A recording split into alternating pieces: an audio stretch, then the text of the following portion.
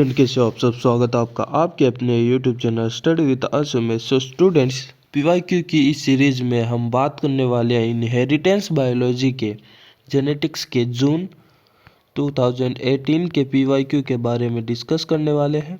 सो चलो शुरू करते हैं फर्स्ट क्वेश्चन से पार्ट बी के।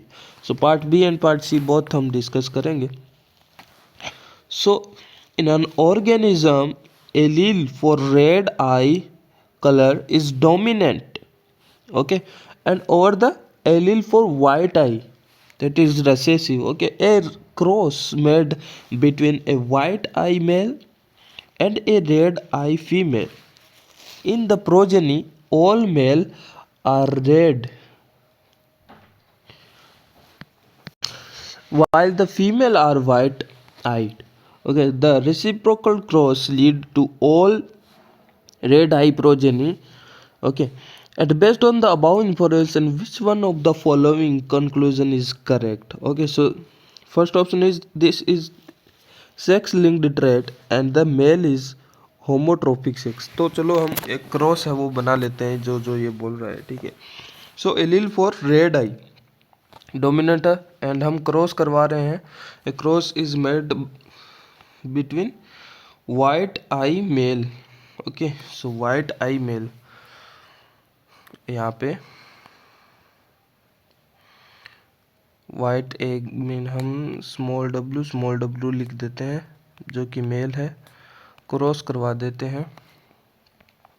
तो यहाँ पे हमने क्रॉस कराया वाइट मेल का, वाइट जो कि रिसेसिव है, एंड फीमेल का रेड फीमेल का हमने है वो क्रॉस कराया, तो हमें है वो मिला, जो मेल मिले वो हमें मिले रेड और फीमेल मिली वो मिली हमें वाइट। जबकि ये जो जीनोटाइप है वो सारे सेम है। अगर ये ऑटोसोमल वाला फिनोमेना होता तब तो ये सारे के सारे फिनोटाइप है वो सेम होते, लेकिन ये ऑटोसोमल नहीं है। सो यहाँ पे ऑप्शन डी यहाँ पे एलिमिनेट हम कर सकते हैं। एंड यहाँ पे ओनली मेल में है वो यहाँ पे रेड हो रहा है, इसका मतलब यहाँ पे ये सेक्स लिंक्ड भी है, साथ में लिंक्ड होके आ रहा है किसी क्रोमोसोम से, यहाँ पे हम बोल सकते हैं, या फिर सेट ऑफ सेक्स क्रोमोसोम यहाँ पे सेक्स लिंक्ड है, लिमिटेड नहीं है, ठीक है। सो लिमिटेड वाला ये भी हम एलिमिनेट है वो कर सकते हैं। अब बी एंड सी में से हमें चूज करना है, ठीक है। सो तो यहाँ पे अक्स वाई यानी मेल वाइट मेल और अक्स रेड फीमेल का इस प्रकार से है वो क्रॉस हम अगर कराते हैं तो हमें जो मेल मीन्स अक्स वाई हमें मिलते हैं रेड, एंड जो फीमेल है वो हमें मिलती है वाइट। सो एक और हमने स्टेटमेंट देखा था कि अगर रेसिप्रोकल क्रॉस है वो कराने से सारे के सारे रेड है वो मिलते हैं। सो रेसिप्रोकल करा के देखते हैं, जैसे कि एक हम ये ले लेते हैं अक्स वाई जो कि रेड है, उसका रेसिप्रोकल क्रॉस यानी इसके ही पेरेंट्स इसके साथ में हम कराते हैं अक्स जो कि रेड है, इससे जो प्रोजेनी मिल रही है वो सारी की सारी रेड है, जितनी भी बनेगी हमारे पास,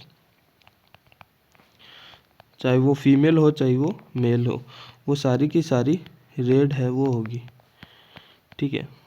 सो इससे पता क्या चल रहा है, यहाँ पे जैसे कि ये क्रोमोसोम है, ये यहाँ पे इस वाला वाइट वाला इसके साथ में है वो अलग जा रहा है, एक्स के साथ में यहाँ पे वाइट प्रोड्यूस कर रहा है, और यहाँ पे ये जो वाई है इस रेड वाले क्रोमोसोम के साथ में है वो आके है वो रेड प्रोड्यूस कर रहा है। अब ये जो हमारे पास फिनोटाइप जो रेड वाला जो हमें है वो ग्रुप मिल रहा है वाई के साथ में, अब ये यहाँ पे हमने है वो रेसिप्रोकल क्रॉस कराया जिस क्रोमोसोम के पास पहले से ही रेड वाला है। सो यहाँ पे सारे के सारे हमें रेड मिल रहे हैं। सो इसलिए हम बी को है वो राइट है वो आंसर कर सकते हैं, बिकॉज यहाँ पे लिखा हुआ भी है सेक्स लिंक्ड ट्रेट है and with mail being the homomorphic sex. Okay, next question की अगर हम बात करें, so a male snail homozygous for dextral allele is crossed with a female homozygous for sinistral allele. All the F1 individuals showed sinistral phenotype. When F1 progeny snail were self-fertilized, all individuals of F2 progeny had dextral coiling. This experiment demonstrated. तो यहाँ पे कुछ इस प्रकार का है वो cross हो रहा है, जैसे कि यहाँ पे डेक्स्ट्रल है वो के यहाँ पे डोमिनेंट होता है, यहाँ पे ये है वो मेल है वो, उसका क्रॉस हमने है वो होमोजाइगस सिनिस्ट्रल फीमेल से है वो कराया, तो हमें जो भी प्रोजेनी मिली वो सिनिस्ट्रल मिली। सो इससे ये तो स्पष्ट हो जाता है क्योंकि ये फीमेल है वो डेक्स्ट्रल थी तो इसका जो साइटोप्लाज्म में जो माइटोकॉन्ड्रियल डीएनए वगैरह से जो है वो जो इनहेरिटेंस हुआ, तो चाहे वो डोमिनेंट न्यूक्लियर डीएनए युक्त जो मेल हो चाहे फीमेल हो, दोनों में ही है वो साइटोप्लाज्म आएंगे, माइटोकॉन्ड्रियल डीएनए आएंगे, वो एक्सप्रेस करेंगे और सिनिस्ट्रल दोनों में ही करवा देंगे। ठीक है, सो इसलिए ये तो हो गया कि ये मैटरनल इफेक्ट ही है होने वाला है। ठीक है, मैटरनल इफेक्ट होने वाला है। सो सी एंड डी में से है वो होगा। ठीक है, यहाँ पे एपिस्टेटिस है वो नहीं होगा। ठीक है, लेकिन हमने आगे वाले स्टेटमेंट में हमने देखा कि सेल्फ फर्टिलाइज करने पर F1 जनरेशन है वो डेक्स्ट्रल कोइलिंग है वो उसमें होगी। सो उसलिए अब क्योंकि अब ये जो प्रोजेनी है इनमें जो माइटोकॉन्ड्रियल डीएनए व साइटोप्लाज्म वगैरह जो पिगमेंट से है वो इस प्रोजेनी में तो हो गए सिनेस्ट्रल, लेकिन अब जब हम नेक्स्ट इसको सेल्फ फर्टिलाइज करके जो नेक्स्ट वाली प्रोजेनी आती है उनमें डेक्स्ट्रल है वो, इनके जो न्यूक्लियर डीएनए जो होते हैं वो एक्सप्रेस है वो नेक्स्ट वाली जनरेशन में है कर पाते हैं। ठीक है, माइटोकॉन्ड्रियल डीएनए तो इसी वाली जनरेशन में है वो एक्सप्रेस कर देते हैं। सो नेक्स्ट वाली जो जनरेशन है उसमें है वो यहाँ पे लिखा हुआ nuclear genotype of F1 mother has gone the phenotype of F2 individual. Okay, so F2 individual में जो यहाँ पे न्यूक्लियर डीएनए जो कि डोमिनेंट का है, यहाँ पे ये देखो कैपिटल डी का न्यूक्लियर डीएनए है, इसका मतलब डेक्स्ट्रल कराने वाला न्यूक्लियर डीएनए है वो न्यूक्लियर में है न कि साइटोप्लाज्म में। ठीक है, सो वो नेक्स्ट वाली F2 जनरेशन में है वो न्यूक्लियर डीएनए जाएगा और एक्सप्रेस कराएगा डेक्स्ट्रल को। सो यहाँ पे है वो सी है वो ऑप्शन राइट हो जाता है। नेक्स्ट अगर बात करें पार्ट सी की, so a virgin Drosophila female was crossed with a wild type male. The F1 progeny obtained had 4 type of male as shown below. Okay, so यहाँ पे 50 mA है white eye, 3 wild type, 44 cross veinless and cross veinless and 3 है वो white eye and cross veinless हमें मिले हैं। यहाँ पे हमें जूम करना है कि white eye and cross veinless mutation are X linked and recessive है। ठीक है, अक्स लिंक्ड एंड रिसेसिव है, ये हमें ज्यूम करना है। यहाँ पे इसका वैसे तो आंसर है वो एलिमिनेट है। तो अगर हम ऑप्शन की अगर हम बात करें F1 female were also of 4 type as that of male, so ये हम ऑप्शन है वो इनकरेक्ट कर सकते हैं क्योंकि जो मेल है वो जैसे कि यहाँ पे है वो क्रॉस विनलेस है वो यहाँ पे है वो हमने देखा, और वाइट आइड है वो हमने यहाँ पे है वो देखा कि यहाँ पे white eye and cross winless है वो एक्स लिंक्ड एंड रेसेसिव है, जो कि है वो मेल में है वो जल्दी है वो आ सकता है, जैसे कि ये रेसेसिव हो सिर्फ एक ही क्रोमोसोम चाहिए, जो कि फीमेल में है इस प्रकार के जो फिनोटाइप के है वो इतने नंबर के है वो मिलना इतना पॉसिबल नहीं है। ठीक है, सो यहाँ पे फर्स्ट नंबर ऑप्शन अगर हम एलिमिनेशन अगर हम करें तो भी हमारे पास 2 ऑप्शन एलिमिनेशन हो जाते हैं, बाकी के 2 बचते हैं। ठीक है, नेक्स्ट की अगर हम बात करें, so the white eye cross veinless male fly appear due to independent assortment. Crossing over से है वो यहाँ पे आया है, देख यहाँ पे white eyed and cross winless ये क्रॉसिंग ओवर से आया है। ठीक है, एंड यहाँ पे अगर हम बात करें मैप यूनिट की जो कि नेक्स्ट वाले स्टेटमेंट में है, white eye and cross winless के बीच में मैप यूनिट जो कि 3 दी हुई है आउट ऑफ 100। ठीक है, सो बिकॉज टोटल हमारे पास है 50 44 और 3 एंड 3, तो टोटल हमारे पास 100 आते हैं। आउट ऑफ, अगर इसका क्रॉसिंग ओवर निकालना है वाइट आइड और क्रॉस विंगलेस का, सो 3 आउट ऑफ 100 मल्टीप्लाई बाई 100 यहाँ पे है वो 3 मैप यूनिट आती है, जबकि यहाँ पे 12 है और यहाँ पे नेक्स्ट वाले स्टेटमेंट में है 6, जो कि दोनों ही स्टेटमेंट है वो नहीं होते हैं, 3rd एंड 4। ठीक है, सो यहाँ पे 3rd है और यहाँ पे 4 है, यहाँ पे 4 है और यहाँ पे भी 4 है, इसलिए ये ऑप्शन है वो यहाँ पे एक्सेप्ट नहीं किया गया था, ये आंसर है वो रिजेक्टेड है, वो हुआ था। ओके, एंड यहाँ पे इसलिए इस क्वेश्चन को है वो रिजेक्ट कर दिया गया था। नेक्स्ट के क्वेश्चन की अगर हम बात करें, so the location of 5 overlapping deletion have been mapped to a Drosophila chromosome as shown below. Okay, so यहाँ पे हमें बताना है, यहाँ पे इसका आंसर पहले से ही है लेकिन हम देखते हैं किस प्रकार से वो निकाला जाता है। ठीक है, सो यहाँ पे डिलीशन है वो दिया हुआ है, ए म्यूटेशन है, फर्स्ट वाले में ए है, सॉरी एम यहाँ पे है वो म्यूटेशन को डिनोट कर रहा है, यहाँ पे एम है वो रिप्रेजेंट कर रहा है म्यूटेशन को। ठीक है, एंड प्लस का साइन है वो वाई टाइप को रिप्रेजेंट कर रहा है। ठीक है, सो यहाँ पे 4th एंड 5 है वो म्यूटेशन है, सो 4th एंड 5 है, इस वाले लाइन में हम कर सकते हैं। पहले तो हम फर्स्ट नंबर वाले में म्यूटेशन है वो देखेंगे। ठीक है, सो फर्स्ट वाले में हम म्यूटेशन देखेंगे जो कि है बी में, सी में एंड डी में, और जबकि बी में सिर्फ ओनली फर्स्ट वाले में डिलीशन है, बाकी के सेकंड वाले में भी नहीं है, थर्ड में भी नहीं है, फोर्थ में भी नहीं है, फिफ्थ में भी नहीं है। सो ओनली बी में म्यूटेशन फर्स्ट वाले में है। सो यहाँ पे फर्स्ट वाले में जो कि ओनली सिंगल का जो सेक्शन है, यहाँ पे हम बी लिख देंगे। ठीक है, यहाँ पे हम बी लिख देंगे।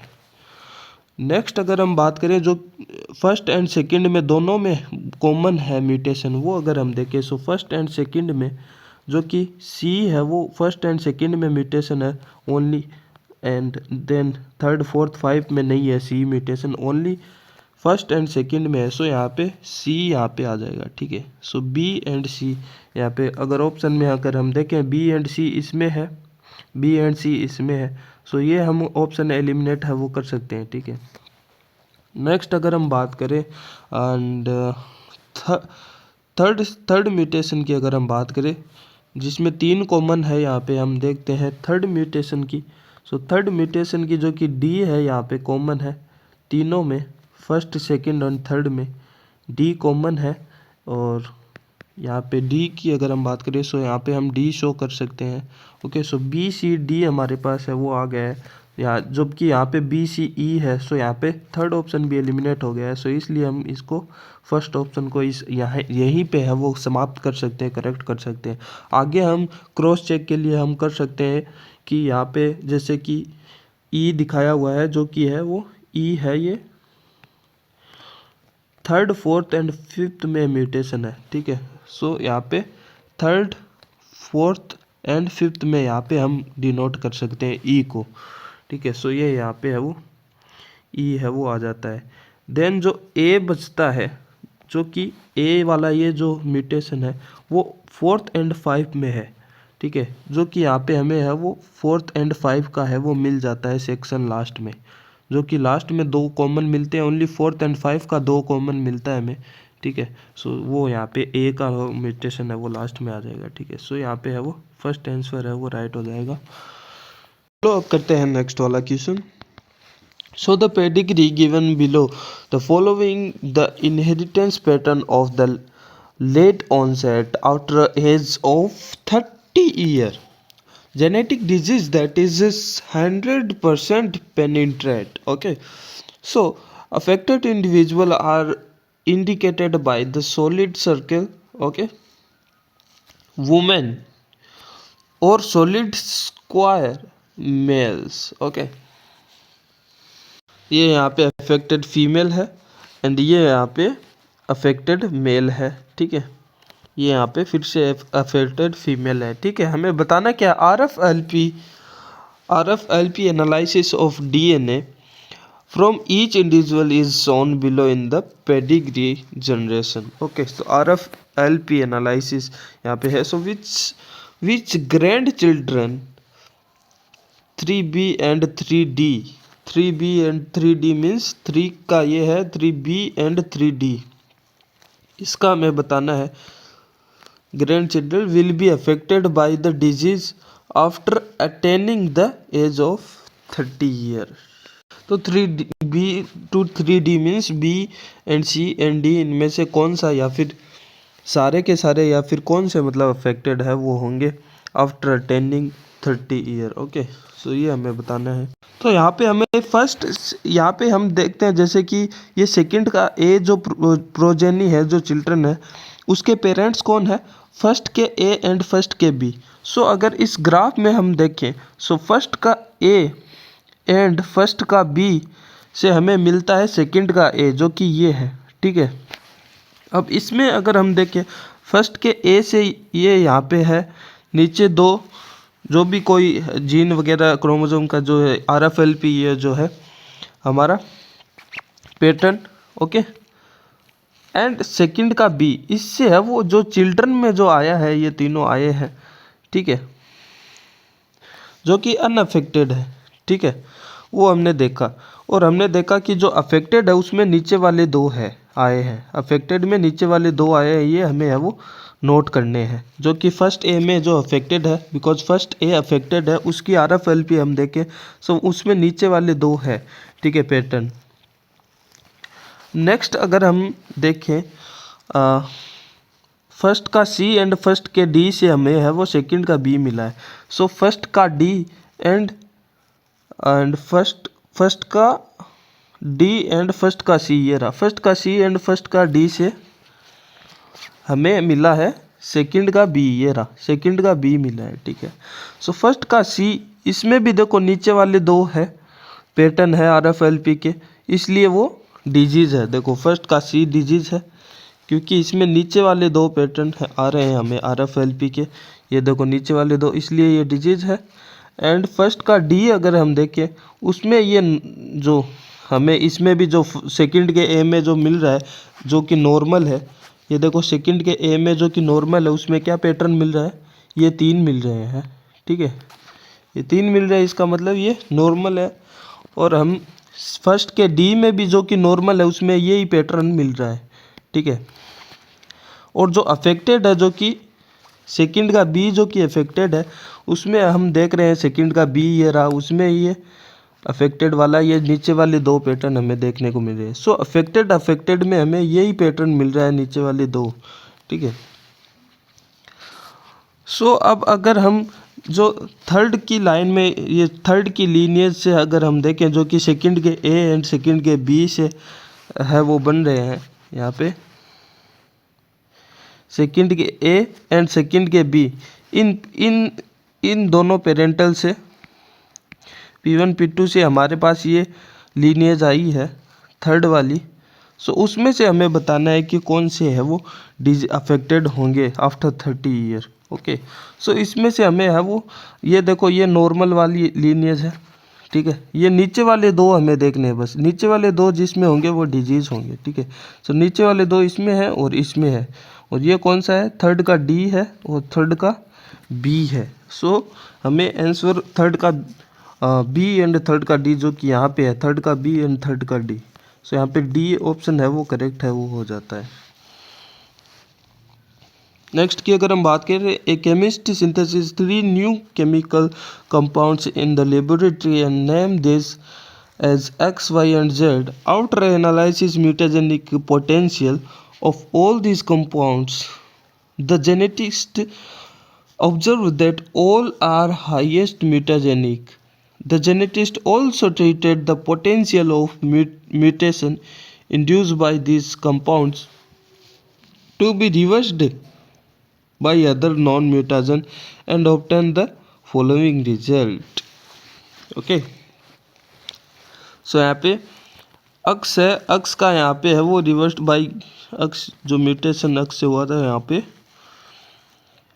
नाइट्रस एसिड से है वो अक्स का है वो हुआ है, ठीक है। सो नाइट्रस एसिड क्या करता है वो हमें देखना है, ठीक है। देन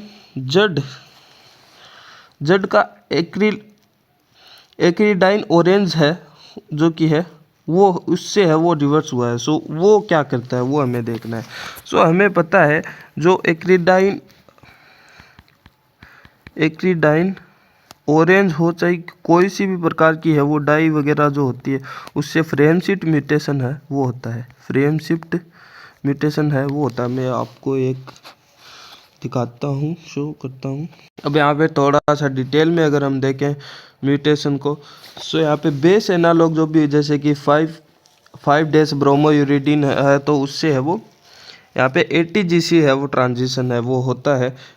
एंड 5 प्राइम एमिनोप्यूरिन से ATGC ट्रांजिशन यहाँ पे बेस मॉडिफायर जो होते हैं MMS, EMS, HNO2 जो कि हमारे क्वेश्चन में आया है nitrous acid and hydroxyl amine के अगर हम देखें सो MMS से है वो GCAT ट्रांजिशन है वो देखा जाता है, EMS से ATGC ट्रांजिशन देखा जाता है, HNO2 जो कि नाइट्रस एसिड है उसमें ATGC है वो ट्रांजिशन देखा जाता है एंड हाइड्रोक्सी एमीन से है वो GCAT ट्रांजिशन है वो देखा जाता है। सो GCAT transition hydroxy amine and MMS से होता है, ये आपको याद रखना है इस वाले एग्जाम में आ जाए। तो GCAT ट्रांजिशन है वो हाइड्रोक्सिल एमीन और MMS सिर्फ दो से ही है वो होता है, और EMS और नाइट्रस एसिड से है वो ATGC ट्रांजिशन है वो होता है।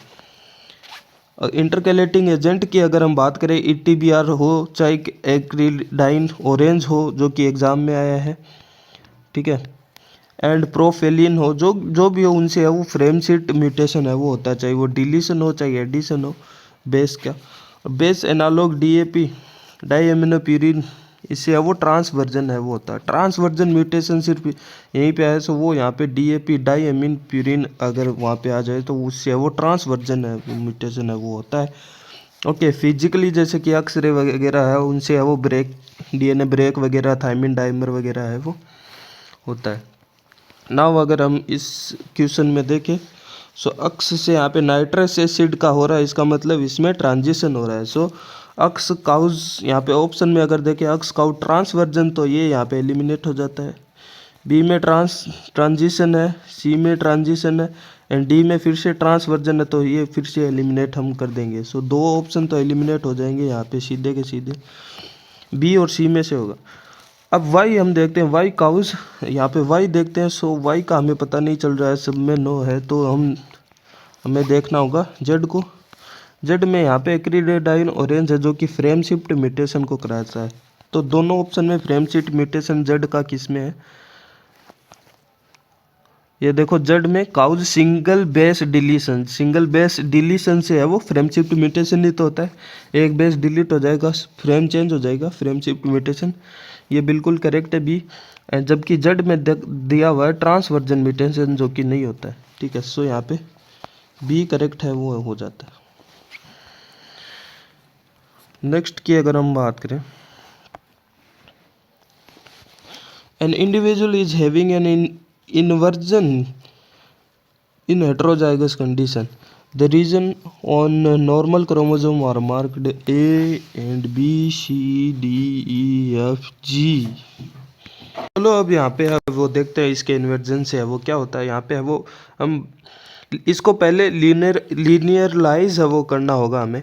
सो कुछ भी इस प्रकार का वो क्वेश्चन है वो दिया जाए सो क्रॉसिंग ओवर टाइप से, तो इसको पहले हमें लीनियरलाइज है वो करना है, ठीक है। सो जैसे कि ये हम बना देते हैं ऊपर वाला स्टैंड जिसमें ए ये रहा, B and C and D so on हम लगा देते हैं ए बी, जिसके बाद में सेंट्रोमियर है ऊपर वाले स्टैंड में, then C D E F and जी।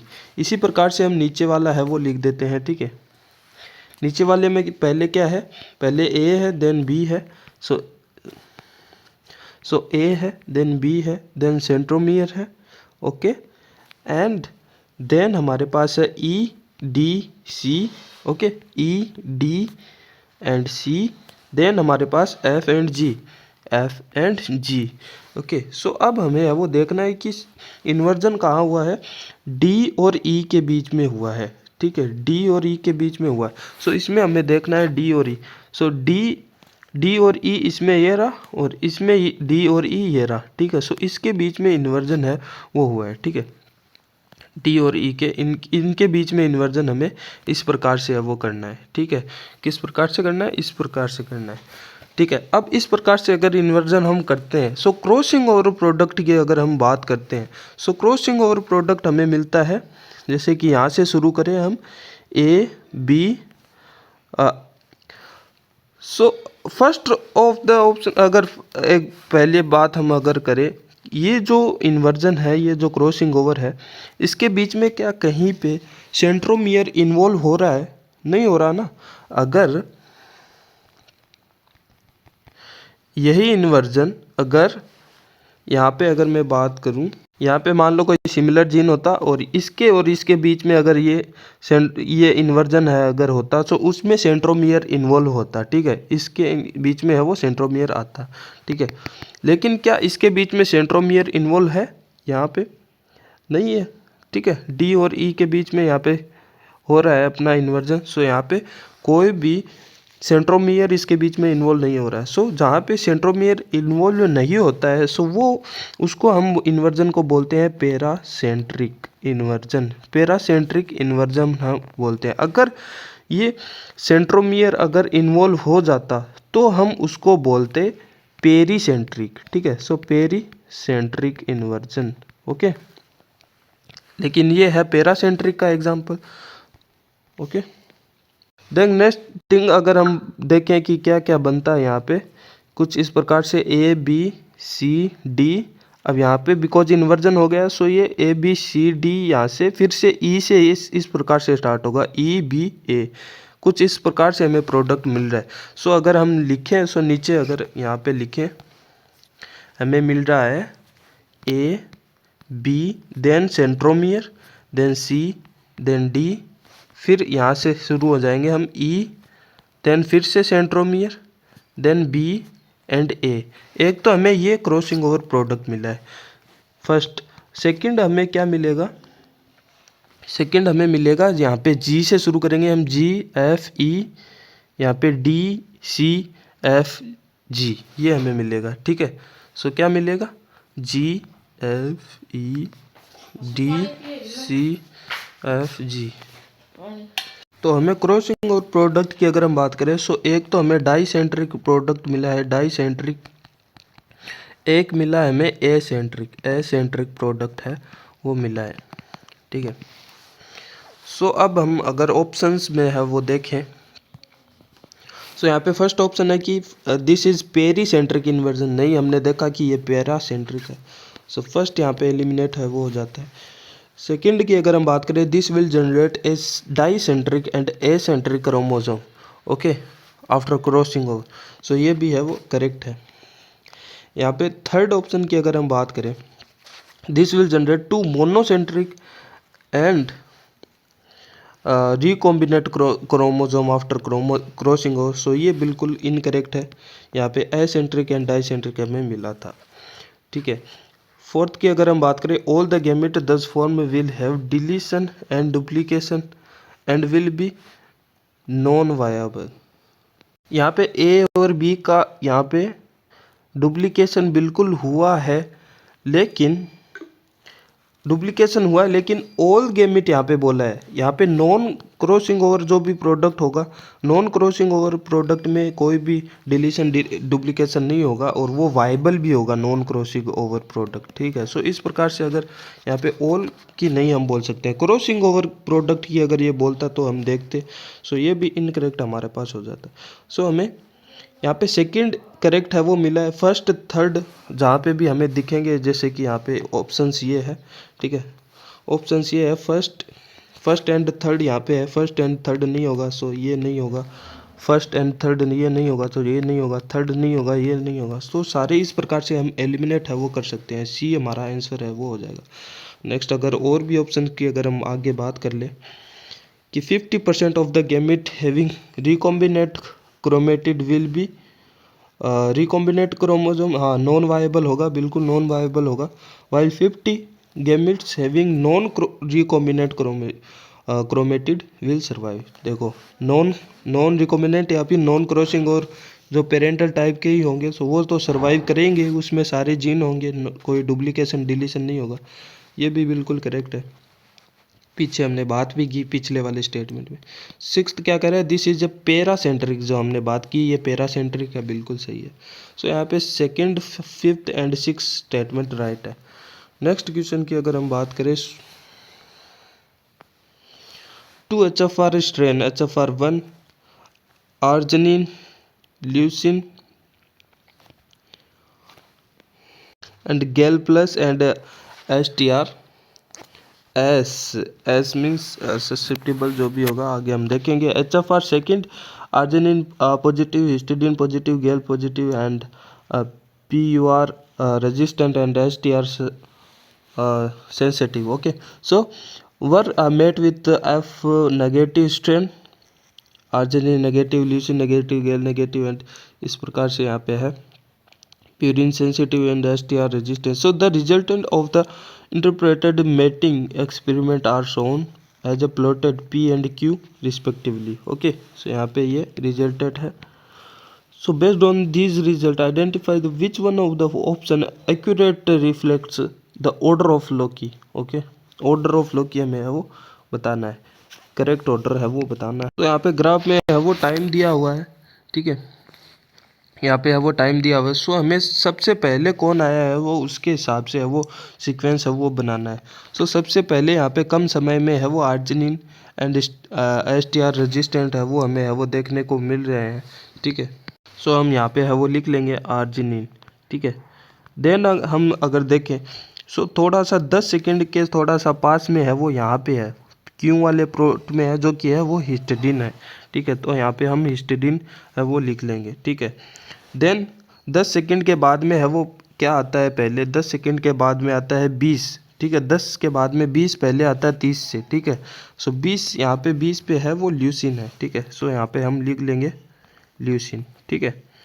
अब 20 के बाद में आता है यहाँ पे 30, तो 30 के यहाँ पे है वो, यहाँ पे दोनों में है वो गेलिन है, गेल है। सो यहाँ पे हम गेल लिख लेंगे, ठीक है। सो अब यहाँ पे अगर ऑप्शन में अगर हम देखें इस सीक्वेंस से है वो कुछ है, तो आर्जिनिन, हिस्टिडीन एंड ल्यूसिन से आर्जिनिन हिस्टिडीन आना चाहिए था, ये नहीं होगा। आर्जिनिन, हिस्टिडीन, ल्यूसिन, गेलिन, हाँ ये हो सकता है, आगे हम देखें क्या पता दूसरे ऑप्शन में भी ये मिल जाए तो, ठीक है। आर्जिनिन, हिस्टिडीन, गेलिन नहीं होगा, ये नहीं होगा, ल्यूसिन होगा। सो ये नहीं होगा, सी आर्जिनिन ल्यूसिन नहीं होगा, आर्जिनिन हिस्टिडीन होना चाहिए था, ठीक है। सो इस प्रकार से हमें है वो बी है वो करेक्ट है वो मिल जाता है, आर्जिनिन, हिस्टिडीन, ल्यूसिन, गेलिन। ओके, तो इसी प्रकार से सारे क्वेश्चन हमने सोल्व कर लिए हैं विद प्रॉपर एक्सप्लेनेशन। अगर वीडियो अच्छी लगी तो वीडियो को लाइक कर सकते हो, कमेंट कर सकते हो, शेयर कर सकते हो और चैनल पे जाके विजिट ज़रूर करना। डेव बायो की कंप्लीट है वो प्लेलिस्ट है वो पूरे टॉपिक समेत है वो आप देख सकते हो, एकदम कंप्लीट। एंड PYQ की ये सीरीज़ है, PYQ की अलग प्लेलिस्ट है, CSIR नेट PYQ। सो उसमें आप है वो विजिट कर सकते हो। इनहेरिटेंस की ये है वीडियोस 2-3 एंड यहाँ पे डेव बायो की वीडियो मिल जाएगी, उसमें सेल सिग्नलिंग की वीडियो मिल जाएगी। ओके, सो इकोलॉजी की मिल जाएगी। सो उसको है वो एंजॉय करो आप एग्ज़ाम से पहले 26 को एग्ज़ाम है दिसंबर को। Okay, bye bye.